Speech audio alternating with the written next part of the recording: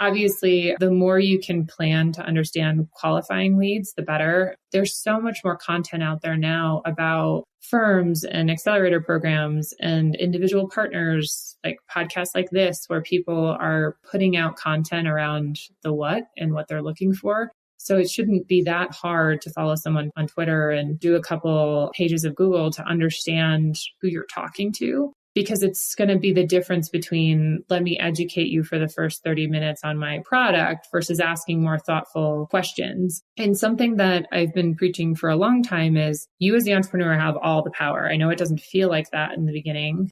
In the pre-seed and seed phase, when you're just getting started, if your product is as really great as we all hope it is, we're going to be lucky that you're returning our emails in a short period of time. So remembering that you can also reference investors, you can also ask for questions around where their capital comes from and what's their follow-on structure. I never get as many probing questions around all this as I wish I did. And so in my meetings, I try to spend time in the beginning laying the land on the questions I know they should be asking. We're going to make 40 investments in our fund cycle. This is the ownership targets we want. This is the check size we want. This is how likely we're going to do deals in this sector. To really demystify that question, which is, will you likely invest in our business? Because again, this power dynamic that exists, which is somewhat unfair, but also it doesn't bode well if you don't get all of that information up front, because you can't qualify how likely it is someone's going to invest. And if the check size doesn't fit your strategy, like there's an obvious disconnect